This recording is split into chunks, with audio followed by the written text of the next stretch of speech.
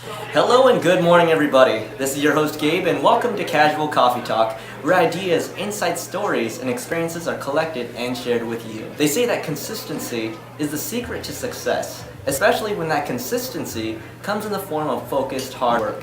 The same principle applies to work, school, business, and of course, to my favorite place, the gym. If there's anywhere in the world that I know of that changes lives every day, it's here. Now, before we get started, I'd like to personally thank my guest for being here today on the show. Believe it or not, it's because of this person I was actually inspired to even create Casual Coffee Talk. So with me right now, I have the owner of the Being Fit Gym to give us some information and insight about what it's like to own and operate a gym. Thank you so much for inspiring me to create Casual Coffee Talk, and with that, welcome to the show, Tommy. Thank you. I'm so excited to be here. That's perfect. I'm excited about this too. To me, it's almost like a very special episode because It's like, it brings it back to how it even got started. All right. Well, I'm happy to be a part of that. Awesome. So just to kick things off, Tommy, how long have you been involved in the fitness industry, and how long have you owned a gym? So I've been involved in fitness basically all my life, like playing sports. Even in high school, I started doing like aerobics at a local gym at my, where I grew up. I did that in the off season between sports just because I thought it was fun. Yes. So, and I always, took an interest in healthy eating, like what were the healthy eating trends. I would just kind of research that stuff on my own. So growing up in high school and stuff, there was always like health class, and health education was always something I was interested in. So then when I went to college, I, at first thought maybe I wanted to do something in the medical field, but then as I started to research different areas, I decided to settle in on kinesiology with an emphasis in fitness, nutrition, and health. Oh, wow. So I've been working in a gym setting since 2000. That's when I graduated college. So 15 plus 15 years. Yeah. Dang, that's a really long time. So you've always had an interest in fitness, even just growing up, too? Growing up, I always was interested in people being more healthy. How can you be healthy and everything like that. Yeah, that's fantastic. I wish we had more health classes when I was in high school. Yeah. No, we just had gym. Right. Yeah, and I mean, outside of PE class, I did just do my own studies, like reading magazines, That's great, things like that. Perfect. Wow, very well versed in that. That's fantastic. So, moving on though, but how did you get actually started in, in the business as far as, just owning a gym or even working in a gym? What about it actually interested you in the job itself, and how did that get all started? Right, so when I graduated college, there were a couple different ways I could have went. I could have gone more towards a corporate fitness setting, which I was interested in, getting into working for some larger corporate, heading up their fitness programs. Or it would be to go and start in a gym and just start working as a personal trainer or fitness instructor. So I started just looking for jobs all over. And I started working for Being Fit Fitness Centers in the Claremont area under Lenny Hecht. He was the current owner at the time. And what I liked about it was a small gym. So I knew I would be able to see a lot of different areas, including front desk, membership sales, personal training, Group X, even childcare, because we had childcare at that time. Oh, wow. So I decided to start there versus a larger gym because in larger gyms, you usually go in with one specific area. So you would either be a personal trainer or a Group X instructor. They don't really let you mesh across the board, so you're pretty in your job. So would you say it's kind of very job specialized? Yes, in a corporate setting? If you go to a corporate setting, you're either a membership sales guy, you're a PT sales person, or you front desk person. You're going to be doing that specific job. And not that they don't ever let them move out of that into something else. But I knew in a smaller location, I was going to get to see more of how daily operations run. Got it. Wow, it sounds very cookie cutter. Yeah, so that's how I got started working at the front desk, and I also taught some Group X classes. I did training as well when I started working there, and then There came a time in 2005 where a management position opened up. Oh, very cool. And Lenny appointed me to manager here. So then I started doing management at the gym, and that's when I really started how all the areas really work together. Yeah, wow. So then, like, I guess when you started getting more and more into the management side of things, then how did that transition go from being a manager then to an owner? So as a manager, basically, I was working with Lenny a lot. Sometimes, and I think over time, he kind of started delegating me some more duties to Very do, like cool. that he trusted me to oversee. And basically around 2009, Yes. when you get ready to like renegotiate leases and terms, he was at a point where he was kind of not wanting to have 2 locations anymore. He was close to retirement, wanting to just, have less responsibilities, travel more, and spend time with his grandkids. Okay, so he was like, I'm gonna assume he was just kind of like on the older side, so he just kind of wanted to just take the foot off the gas. Right, he wanted to kind of focus on the Claremont one because that's closer to where he lives, and his son runs that one. So he said, if we could get a good lease term negotiated out, would you be interested in buying the business? You've already been managing, how it works. And at the time I was younger and I was like, sure, what do I have to lose? So I didn't come out of college actually with a dream that I'm going to own a fitness center someday. It kind of just developed organically and almost just kind of fell into my lap. It was like an opportunity that I wasn't really thinking about, even though I was doing a lot of that, a lot of the operations and doing a lot of ownership duties. I just was like, this is my job, I'm enjoying it, it's fitness. And then this opportunity happened that I just felt at the time I couldn't pass up, because I was like, even if I don't do this forever, or maybe I fail at it, I'm going to learn a lot that I'm going to be able to take into whatever I do next. That is fantastic. So I used it as like, let's see what happens, and what am I going to learn by doing this? Okay, got it. That was kind of my mindset.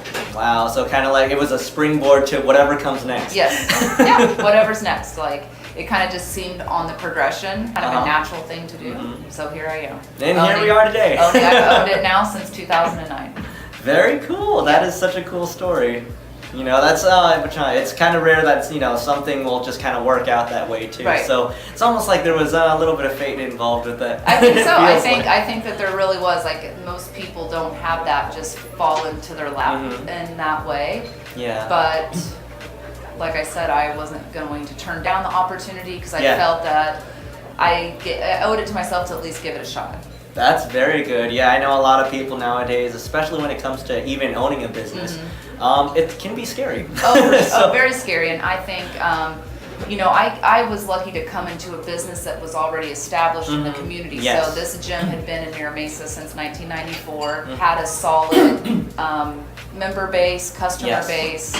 However, though, over the years, I've made changes and spins on it that are my own personal, ideas too. But I think that that's one thing some people need to think about if they're going to go into starting their own gym. Is it possible for you to buy an already existing gym that might have some customers already? It might be in a good geographical location.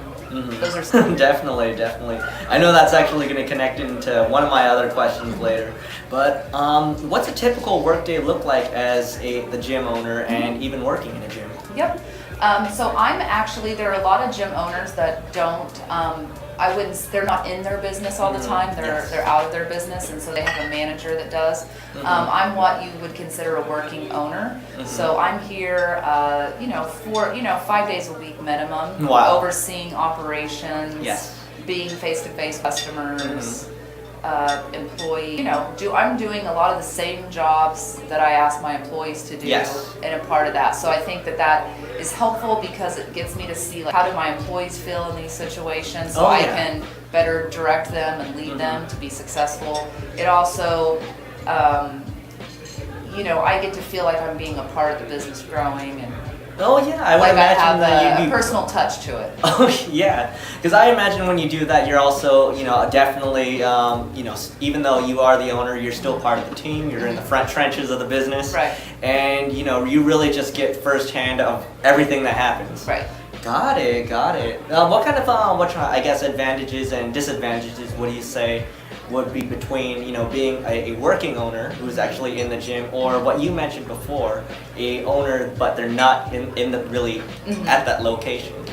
I think that like someone who's and I like honestly like that was part of my kind of journey learning is how do you start to turn over more things. Yes. Because it is important as a business owner to also not be at your business, because when you're not at your business you Yes. can be maybe going out to other gyms, seeing what they're doing that's working. You can be learning more about advertising, different things that help you grow your business. Okay, so getting different ideas. You ideas. can't be in your business Yes. day in and day out. You do need to be outside of it, because sometimes that's when your greatest ideas hit you. Ah. So there will be a lot of ideas that I have that don't hit me while I'm working in my business. They hit me when I'm at home, like watching TV, or Yes. I'm talking to someone who works in a completely different field, and they tell me what's working to getting new customers at their business, and I'm like, oh Okay. wow, I could try to implement that Uh-huh. in the gym setting, Yes. changing it a little bit. So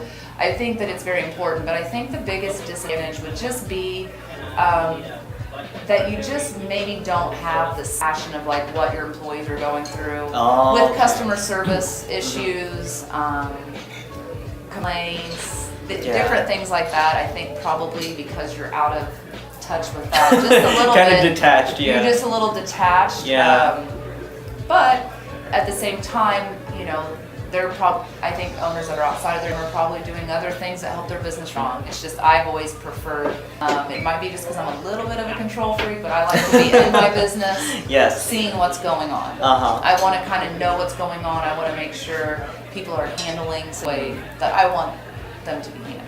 Okay, it also makes it sound like when you're actually in the at your gym in person at that location, I feel like it makes you a little bit more personable to customers too, right? Yeah, I think so. It makes it kind of feel really more like people feel like when they come to our business that they can get a problem or a situation resolved pretty quickly, because they know that we don't have like a corporate chain we have to go through Yeah. or anything like that. They can get something handled, and we can do a lot of individual case by case situations that maybe in a larger setting they just have a policy and they follow Yes. it no matter what. There's just that's what they have to do. And here there are times when people maybe have a situation that we can passion for people, so it makes it feel like more of a family type business. Oh yeah, definitely. Working with them, not against them. Exactly. People feel like they're like a lot of our customers, one thing that they always say is, I just really like coming here because people know my name, you recognize my face, Yes. you notice when I'm not there for a while. Yes. And they say that about the other members too. Same thing, our members get to know each other. A lot of the same faces from the community. When someone's been gone a while, I'll have a member come up and ask me like, hey, if you saw so-and-so, what's going on? Wow. Like they actually, there's like that community. There's a culture and There's a a culture and community, community. being built around it. That is really, really cool. Definitely reminds me of Cheers, Exactly. the place where everyone knows your name. Exactly. So I feel that that's one thing we have going for us. That's versus fantastic.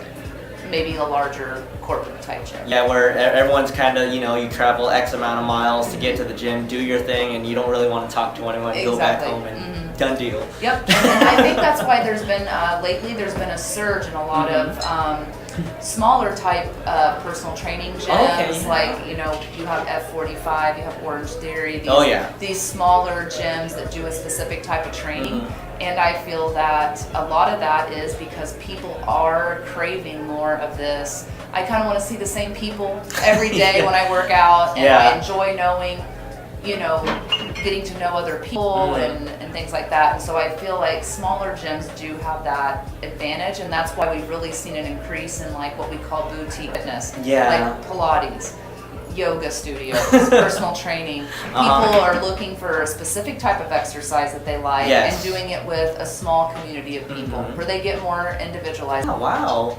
Yeah, it definitely does boost up that that connection with that place too. Yeah, like a social interaction. Yeah, that's what I would say. I mean, because hey, if you're gonna spend 2 hours in a place every single day, I mean, you might as well know the people too, right? Exactly. Like I said, a lot of people come to gyms just for a social connection. Oh, Whether like people want to really think about it or not, like as human beings, we are social creatures. We want to connect with others. We want to be around with people, even if we're not talking to them. We want to feel like we're in this together. We're doing something like that's going to further our health, but you know, we're all doing this together. We're here for the same reason. I think people want to feel that. Yeah, definitely. You know, that it's that sense of connection. Yeah. You know, that's fantastic. Fantastic. So, well, I know that we'll get to that. We'll return to that actually later. But when running and operating a gym, for most people, of course, just running a business in general is not an easy feat, or it's not simple whatsoever.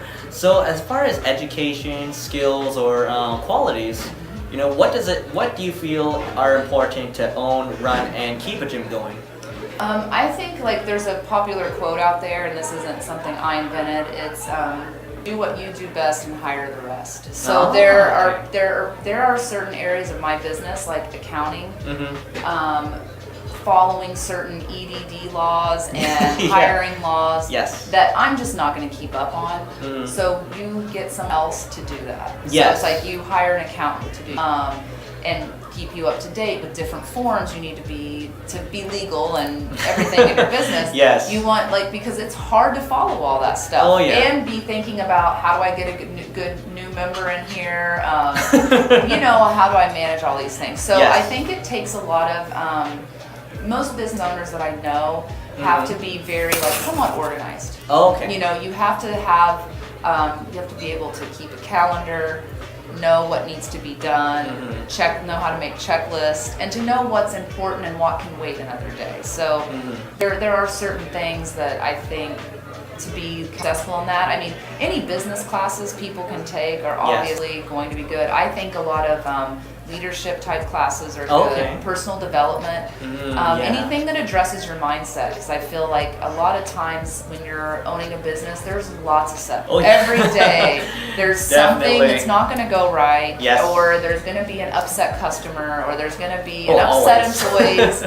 And I think that sometimes that stuff can really get you down where you feel like, man, I just can't do enough things right. And so like really addressing your mindset to stay positive, and how can I learn from this? How can I do better next time? It takes a lot of resilience. I guess that's the key word, because you're always going to be feeling like, okay, well, I lost 2 members. Now how do I get 2 more? You're constantly feel kind of 1 step forward, 2 steps back. But that's I think any business out there. It's just part of the game, right? It's part of the game. So I think resilience, but you know, I didn't come in with any really business background. When I came, I pretty much just watched and learned from the current owner. I learned how to keep a budget and just allocate certain things. And you know, now there are so many different workshops and different things you can go and be with other gym business owners, see what they're doing that's working. Like, you know, don't try to reinvent anything. Nothing needs to be reinvented. Everything that's working, just if someone's got a system down, copy it. You know, I mean, a lot of them will sell their system to you. Do you know what I mean? There's nothing that really needs to be invented. I mean, there's so many companies that will help you, you know, auto debits, manage your check-in systems, you know, but that's what's important. Systems run businesses. Like having a solid system that you teach your employee how to go through that. This is how we handle a sign-up, how we handle a cancellation. So I think business owners could definitely just kind of for their business in forms of like what system have down so everything runs smoothly. And then if you do have any hiccups or any bumps anywhere, you just address that. Okay, very cool, very cool. Education wise, I mean, like, I guess formal education, do you feel that there's any I mean, I guess sort of specialties that might be very helpful as far as owning a gym? Yeah, so I think there's kind of two different types of people that own gyms. Yeah. There are some people that are just fitness fanatics, right? So they're very yes. well versed in the right types of exercises to recommend, the right diets and all that. They don't need to probably go and educate themselves on that. Okay. Probably what they need to spend their time doing is maybe getting into some business classes, advertising. They would need to spend more doing that. I also think there are people that are just like, they maybe have fitness as a hobby, but they're maybe already just like a business type person. Yeah. They might need to study a little bit more on the side of what's the hottest trends right now? Yeah. What are the benefits of incorporating certain things? So I think that, basically you've got to know some basics about fitness and what works. Yeah. And also like what the trends are, like what's popular with a lot of, but there's also that side of like if you are really bad at accounting or keeping budgets or if you're in your business every day, like personal training, like really just being with clients, like what are you doing to get new ones, because you're always losing people due to injuries. There's always there's always something that's happening where people are leaving. Right, and there's always people that will help you. Like I said, there's so many people to reach out to. Social media, there's lots of groups to belong to. Oh, definitely. You can ask, hey, how would you handle this situation? I do it all the time. Like, this is happening, how would I handle this? Okay. So I think it's just good to get a little network in place. So, I mean, that sounds like even having a little bit of knowledge with, of course, kinesiology might be helpful. Yes. Nutrition even. Oh, yeah. All that stuff like kinesiology programs, nutrition programs. Yeah. But also, like I said, I probably would be doing better in my position right now if I had maybe more business background. Okay, got it. Because I got all the health training I needed, but the business background I didn't. Yeah. I took a few basic classes. But it's I probably if I would have minored in business or I just might understand that part more. But okay. For the most part, a lot of those things I was self-taught on. Yeah, you just kind of learned trial as and you error. went. Yeah. You watch what like I watched what the previous owner and I kind of adopted just a lot of his systems. He had good systems for how to handle referrals, advertising. Yeah. But over time, some things stop working, and you have to reinvent. So. Oh yeah, definitely, definitely. Just being open to that, the same things. If it's working, keep doing it. Don't stop anything that's working. But, or if you can find ways to improve it. Yeah, of course. But it's like if something stops working, now we've got to really address this. Got it. That does make sense. That kind of segues into my next question. As far as being, like in a gym setting, and in this business, what sort of risks and costs are involved in, owning a gym? Well, your biggest expense, especially, being in California, I don't think it's most business-friendly state to be in, number one. So if you can own a fitness center, try to do it in any state but California. Okay. But, your biggest expenses are going to be your rent. Okay, definitely. And your payroll costs. Basically, those are the two biggest ones. You really have to analyze, am I getting a fair rent? And there are plenty of people that you can reach out to in the real estate field to make sure that you are getting that. So like if you're a first time person coming into this, spending a lot of time researching your demographics, like you need a certain amount of people around your business to be successful. I hear you. If you know what I mean, you can't put it somewhere where there's like 3 people that live by. Like there's like demographics need to be studied. Income levels of an area need to be studied because this helps you to price your product. What are people going to be willing to pay for this? So I think that the biggest risks are, signing leases because in most parts of California, most people can't afford to own their building. Now in other states where commercial real estate is not as expensive, people go in and buy their business and they really have the most success to go forward. Someone that can buy the building that their business is in, after you've paid that off, you're rent free technically. Okay, yeah, that's true. Do you know what I mean? That's so true. you have to look at all those things. Okay, and that even comes into like again what you just mentioned, setting up your location and even knowing what type of people are actually there also, right? Exactly. Okay, because I know that actually goes into my other question, and right after that, believe it or not, which as far as when you start your own gym, how do you decide on what type of gym you'll be and where you actually set up? I know you covered location and demographics, so I would also imagine that the type of people that are in your neighborhood also will affect the type of gym you would become, right? Yeah, and I think that when Being Fit was first established, it was kind of the first gym of its own to just kind of be a smaller neighborhood gym that had a reasonable price. And so we just found that people liked coming here that maybe felt a little intimidated by a bigger gym. So it's almost like the business model got created and the people just showed up and then you just try to go and get more people like them. Okay. One trend we're seeing right now in our business currently is the increase of active older adults. That wasn't the case when I first came into the business in 2003. We were mainly focusing on people between the age of about 30 to 50, right? Like that middle age. Yes. Not that there's not people above and below that come to your gym, but that's kind of the main crowd Yeah, you're trying to market to. And you're trying to mainly market to women because women bring their husbands, boyfriends, things like that. And other friends and coworkers. Very cool.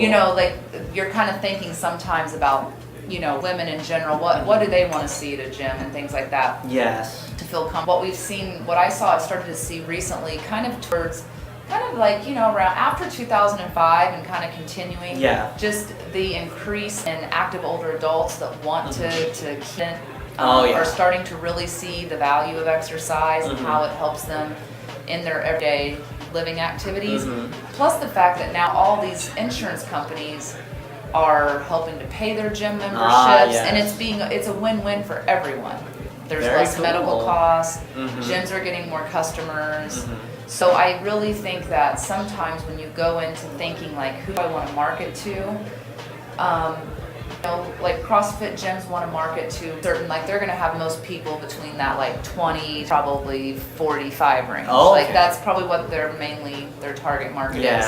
So they're going to want to be set up in a place where they know they can get a lot of people. So they go into a lot of places by businesses and corporations and things like that because they're like, we'll get young professionals that want to come here. Even like college students. Yeah, college students too. I think that there's a lot of that to be thought about.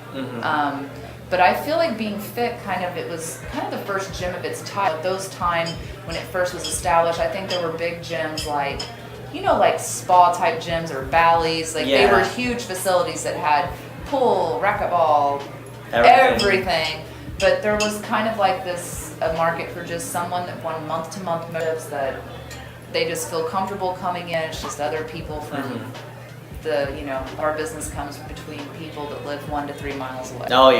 So that's I think it just it changes over time too. Like I said, we've seen an increase in the amount of active older adults.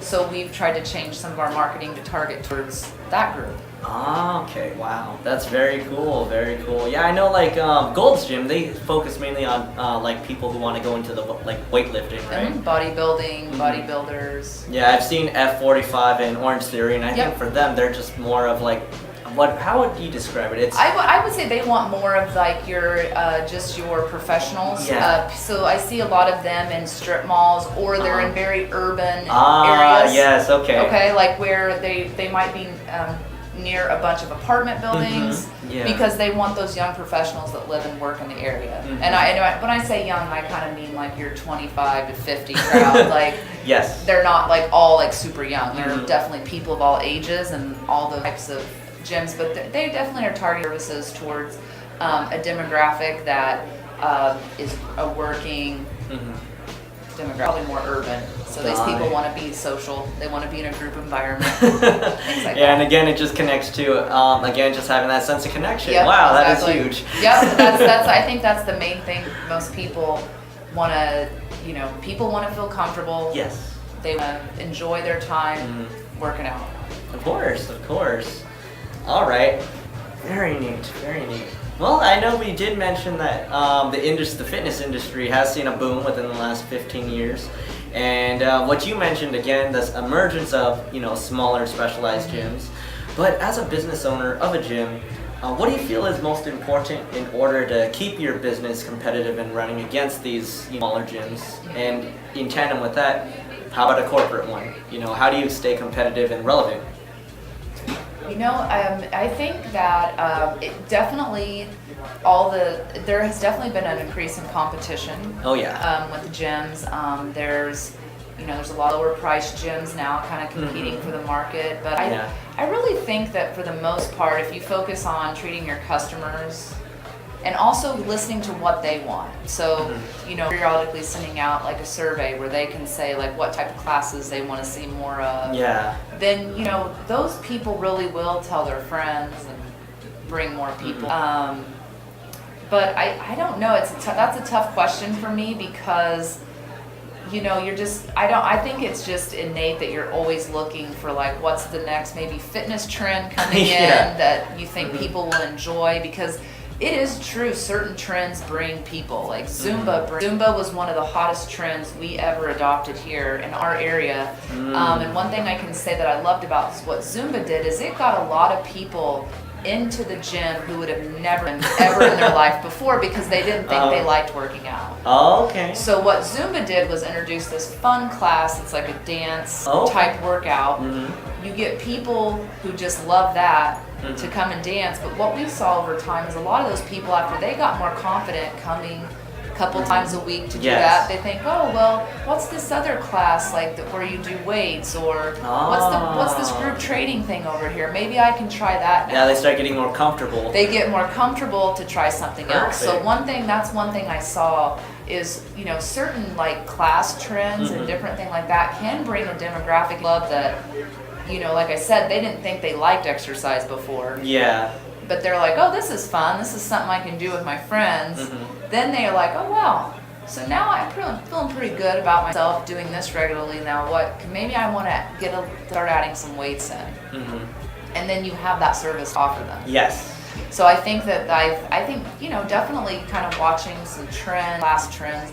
Like I said, most people, there are still the type that they want to come in and they want to be by themselves and they just want to do their workout. And so you always have something for them. But I would say for most people, they want to work out with others. Oh. Okay. I mean, you'll even see groups of guys that are bodybuilding group up together and talk. Yes.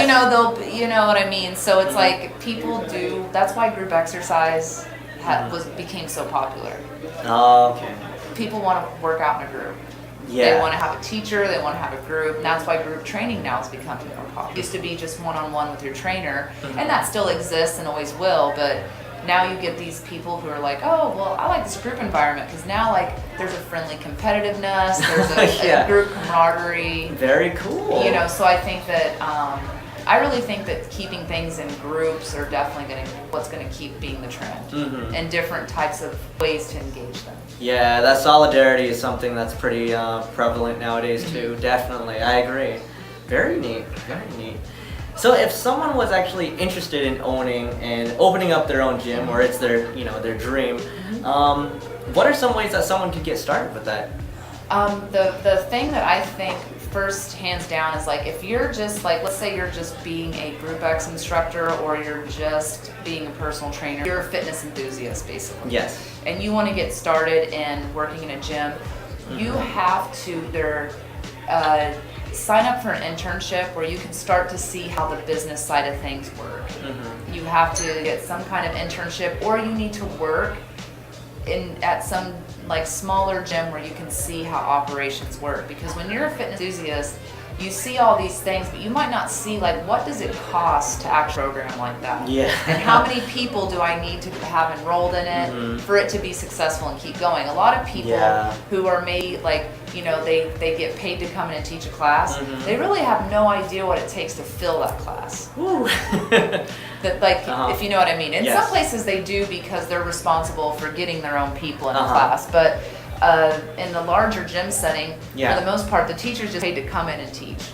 So for them, and there's people, right? Yeah. And I think that sometimes people when they're trying to start their own gym or their maybe their own facility, they really have to think about different things about the numbers. How many people do I need? How much do they need to be paying so that I can pay my rent, pay my employees, pay myself? I mean, obviously, because every owner wants to be paid for their time and effort as well. So I think that that's where they could really benefit from really doing some kind of an internship where they can operations side, because I think if they don't have that, they're going to get into a business and feel very overwhelmed. Okay, so again, it's kind of like just getting your feet wet, knowing what it's like in the field, and then just kind of making a decision. Because they might see that there are definitely people in the industry that have no interest in owning a studio or a fitness center. They like to be with people and they like to just coach them, go home at the end of the day. They don't want to worry so much about all these other things. And that's one thing I struggle with as an owner when I got into this business. I was just passionate about helping people get more fit and healthy, or coaching them. I liked being on the floor with them. But as I've had to get more involved in the business operations, I've lost part of that because I had to hire other people to do that. If so, there are some times like I feel unfulfilled because I'm just putting out fires of like maintenance issues. Oh man. You've got this customer service issue. You're not really getting to go out and do your passion. Do you know what I mean? So there are some days where you feel a little like, ugh. Like, what did I sign up for? So I think if someone needs to kind of, see what that's like. Before they actually make a decision. And, they need to research, to start up a gym these days, you're looking at like probably minimum, I would say here in California, when by the time you like lock in equipment, a space, maybe build outs, you're not going to do it for under probably $500. I would say like to start fresh, brand new. So that's why I encourage a lot of people to look on sites where there are gyms for sale. Someone who doesn't want to do it anymore, because you might come into a place where you're going to have equipment already established. And that would be nice. And obviously in those situations, you want to find out, why is that person wanting to sell? Is it because the area is not good? Like study your demographics. But there are some people that get into a gym and they get over their head. They just don't have the management skills necessary. So it could be a very great opportunity. It just needs someone else in there with a different set of skills. Just in order to make up for that setback. Okay. So I think that it's very expensive to like start, especially if you go into some of these gym and studio type, boutique fitnesses. They're like they're franchises like Orange Theory and F45. These are like franchise, and you can go to their websites and you can see, but it is pretty costly. You're going to be putting up quite a bit of an investment to get started in those. So I think that's something people really want to look at and be like, do I want to be on the hook for that?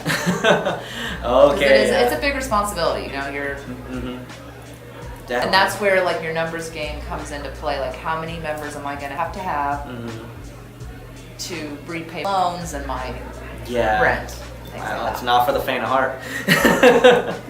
No, like I said, if you come into an established gym, your cost will be lower because you're going to inherit a bunch of equipment and you know what I mean. You're saving a lot of startup costs. Yes, that's why I'm a fan of the smaller type training gyms and Group X studios. Really, I think that you have a lower overhead cost because your space is smaller, and we know people want to work out in groups. We know that's established. So I think like looking into smaller type startups instead, probably going to be, if you want to start somewhere, instead of like taking on a whole big gym that has lots of moving parts, that might be a big step for someone that's just getting started. I can definitely agree with that. So I guess like in a nutshell, what's the best piece of advice for anyone looking to get into the fitness industry and own their own gym someday? I think that first of all, like, you have to have the customer in mind. Like, do you really want to like help people? Because that's essentially what you're doing. You're giving them a lot of options on what they can do to be more healthy. So I think understanding your customer, and kind of too, there's a lot of different people out there. How like how do I appeal to different types of people who Yeah. might want to do different things. Just because you like a certain way of exercising doesn't mean that Joe and Jane over here like that same thing. Yes. So you have to really be open to like, it might not be the way you do exercise, but maybe that feels good for someone else. I think you've got to really have the ability to, you know, accommodate lots of different personalities, Yeah. people, and like I said, without, you know, I would say that most people need at least 5 years minimum, probably working in some other type of gym setting as a front desk and membership sales. Yes. You know, just to get an idea, just so you're gonna see how does this all work. And then just Like, kinda because if putting I the would have pieces came together, into yeah. this job with no experience Yeah. managing a gym, I would have definitely failed. Whew. You know, like Yeah. I had, you know, by the time I took over, I had at least 4 years management experience and at least a couple of other years experience working in Group X, front desk. Yeah. I had, you know, it's 2003 to 2000. I had 6 years experience total before I ever decided I'm going to try this for real. So you know what I mean? Like when people are like, oh, well, I've just been, I just became a trainer. Now I want to own my own business. I feel like that's pretty risky. Unless you've owned some other type of business. So Yeah. if someone's like, oh, I used to own a restaurant or something else, and Yeah. now I've got this fitness enthusiast, they can probably apply a lot of what they earn and be successful. Oh, But okay, got it. I'm talking about someone that's maybe just fresh out of college, hasn't They had haven't any had that experience yet. Yeah. I would say that you know, you're gonna have to, you need to spend some time Just in learning the that ropes, job too, just yeah. getting in there, because you may see after you're in there a few years, like this isn't what I want. Okay, so really just finding out what it's like. Finding out what it's like, yeah, I can't imagine just like, you know, it'd be like me right now going into like a restaurant business. I have no idea what that would be like. I mean, I'm Yeah. sure there's things that can be transferred over Oh in yeah, certain some systems. certain principles. Certain principles are transferable, but like, you know, I haven't had to deal with lunch rush hour and what that feels like. Food inventory and waste. Inventory and waste. You know what I mean? Like those are things I would have to go in and work for a few years before I decide I'm going to do that. Yeah, just to kind of figure out how that all works. How it works, yeah. Very cool. Well, I definitely think that's, you know, very, very useful advice. Yeah, yeah.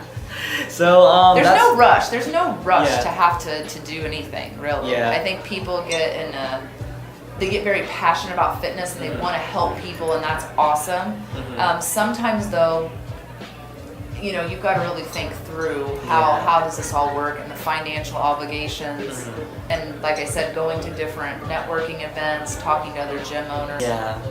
Well, I would see that like a lot of young people nowadays, definitely when they're straight out of college. I mean, I'm not going to say that they're really, really optimistic about, you know, the type of jobs that they want to do. And some people are just like, well, I don't really want to work a 9 to 5. I want to go and own my own business. Right. So, I mean, we definitely see a lot of that, especially in, you know, a lot of youth. Yep. So, I mean, yeah, that's definitely great advice to just, you know, take some years to go And and I learn. think that people coming out of college that are fitness Yeah. enthusiasts, if they want to see what it's kind of like to have their own business without really getting a whole gym, they can really start in the online space, like writing workout programs for people. Yeah. There's a lot of things for them to have kind of their own business and start to see what it's like. Oh yeah, the internet's definitely changed that. You know what I mean? Like, so that I That's think true. that they can do that. You know, too. It's just if they're really wanting to you know, scale something up to a larger, they probably want to go and work in a gym, like even if it's a corporate gym, like getting into, you know, trying to get in like sales and maybe work up a little bit, so maybe you're managing other people, because if you own a business, you're gonna have to learn how to manage other people. Oh yeah. Hands down. I mean, you're gonna have to manage employees, customers, you know, everything. Maintenance issues. Yes. You gotta know how to, you know, get who you need help with that. So like, you definitely need a set of managerial skills Yeah. to own a fitness center. Okay, definitely. I totally agree with that. All right, very cool. That's all for the formal questions, but bonus question. So, Okay. what do you like to do in your free time, and why is it particularly important to you? So in my free time, Yes. I like to, I mean, besides just spending time with my friends, I like to do like dance classes. Oh, very I like cool. to do some things just outside, even though dance is movement and it's fitness. it's a different type of fitness than I coach every day. So Yes. I do more like personal training, functional type thing, weightlifting. I like to just go and have fun, take someone else's class, Yeah. just be free flowing. I love taking personal development seminars. So just anything that I think could help me improve my mindset so I Yeah. can be a better leader in my business and just learn how to, any courses or books around communication, because I mean a lot of being in business for long periods of time Yeah. I think is good at communication, and like I make mistakes all the time and say things that come off wrong to customer, and that's okay. We all make mistakes, and I think there are times Yeah. I've had to call a customer and apologize. I mean, I don't think I handled that correctly. Yes. And I mean, you work it out. Everything gets worked Yeah. out, and you learn to do better the next time. But I love doing things like that, and just because I feel like when I go to do other things that are outside of fitness, I get better ideas of how to improve my business. So sometimes going to a dance studio that's a completely different type of fitness business, I can get an idea of like, oh, they're doing this buddy referral program. That Yeah. might work for us. If you know what I mean. There's a lot of different things you can learn. Development. I recently took like some improv classes to help that's me very cool. with just my on-the-fly thinking. Because you definitely need that in the fitness business, because there's things that are happening real time. Yeah. There are some things that you can definitely plan and prepare Yes. for, but then there's things that you have to like, whoa, You just got to think fast. you got to right? think fast and make a decision. And if that doesn't go right, you'll make another Yes. decision. So improv Yeah. really helped me to improve that, like thinking on the fly. Very cool. And staying very positive cool. in your mindset that like it doesn't matter, like if that doesn't work, we'll take something else, like we'll go this way. Like, create it in the moment. So I feel like that's been fun and helpful and things like that. Oh, okay, and you enjoy it too. Yeah, and I enjoy it. So I like to be outside a little bit. Being in the gym all day is kind of, you start to feel a little like, I just need to get out and do some hiking or walking. Yeah, you need to breathe sometimes. Yeah, so that's basically me. I just try to have fun. Oh, that sounds awesome. I try to have fun and relax. Like I don't want to think about too many problems Yes. that are happening at the gym. Yes. And just want my free time to be relaxed time, so I feel rejuvenated when I go back in my business. Perfect. Sounds like a good gig to me. Yeah. Well, that is actually everything as far as my questions. But do you have any final thoughts, special mentions, or anything that you'd like to share with our audience before we wrap up? I'm just that, like, I'm always open to people who want to come and ask questions. You can find me, like, if you email, go to our website, beingfitfitnesscenters.com. There's a place where it's like contact us. It's like info@beingfitfitnesscenters.com. And if you have a specific question after listening to this interview, or you're just curious about more, I'm always open to telling my experience to someone or giving my advice about something to help them. So I'm always open to that. Very cool. Very But cool. obviously, if anyone knows someone that lives in the San Diego Mira Mesa area, send them our way.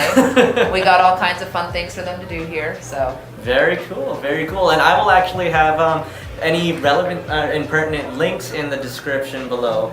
But other than that, again, this is your host Gabe, and with Tommy Mooney, the owner of the Being Fit Gym, with Casual Coffee Talk. And again, we will see you guys on the next episode. Take care, and thank you so much for being on the show, Tommy. you're welcome. Thank you.